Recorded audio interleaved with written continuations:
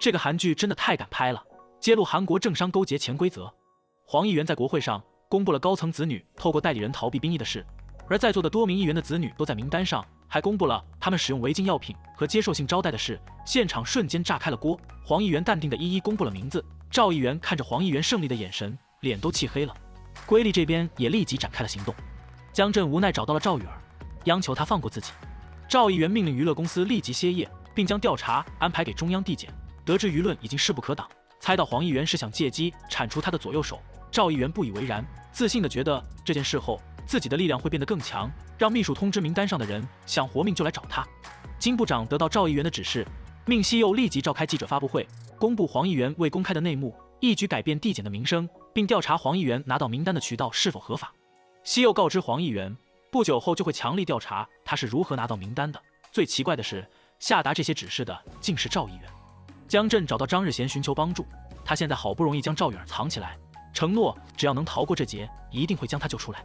赵议员的门前挤满了人，都是为了那一线生机。赵议员看着舆论持续发酵，却很开心，说黄议员尽助了自己一臂之力，事件之后就可以达到真正的联合统治。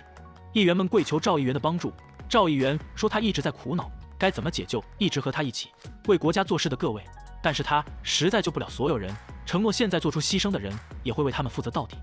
热血检察官对抗权力顶峰，却节节败退。原本答应要作证的医生，现在却联络不上了。瑰丽拿到了姜振的拘留书，但明秀清楚姜振不是轻易放弃的人。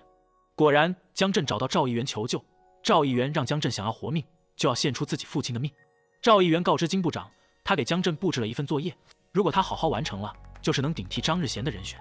西柚发现曝光的名单里的主要人物都被抹除了，剩下的都是些无用的弃子。金部长告诫西柚不要刨根问底，按照指示行动就好。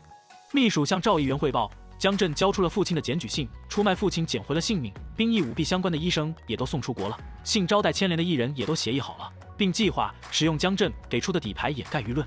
随后，赵议员召集了高层们，指出黄议员闹出的动静使得民心动荡，当务之急就是要安抚民心，将国民的注意力转移到生计上。向记者透露，正在制定大幅提高税额的法案，利用假消息掩盖舆论，之后税额反而降低了，民众就会觉得是高层的努力，污点也会被遗忘。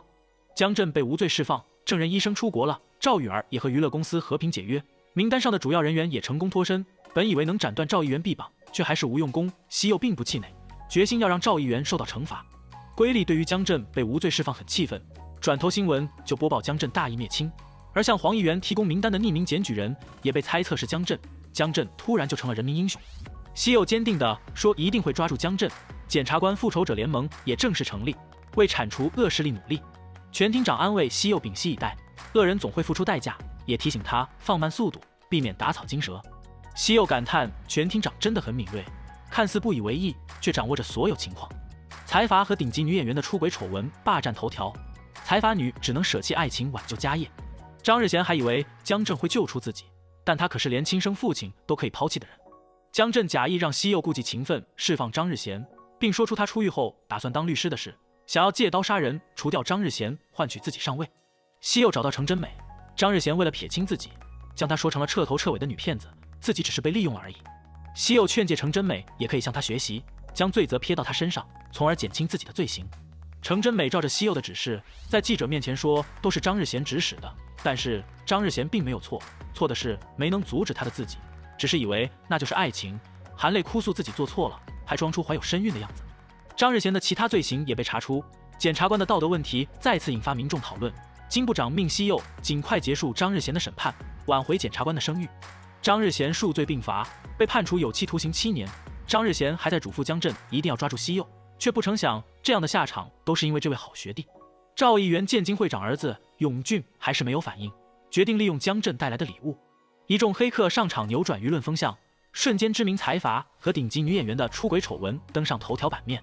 西亚吩咐秘书千万不要让父亲知晓，赶到病房的弟弟程俊却已经汇报了此事。金会长让西亚明天就到集团企划室报道，永俊胡作非为，程俊自私自利，现在只有西亚才能制衡他们了。西亚找到西柚，难掩眼里的爱意，却还是以朋友的身份和他道别。他原本想要过自在的生活，和西柚打打闹闹，但现在办不到了。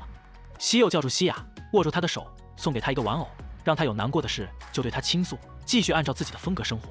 西亚抱着娃娃刚回到家，就看到哥哥们打了起来，两人都只顾着争夺产业，眼里丝毫没有了家人。得知妹妹要参与公司经营，更是怒火中烧。西亚解释这都是为了协助哥哥，但他们却丝毫不体谅他。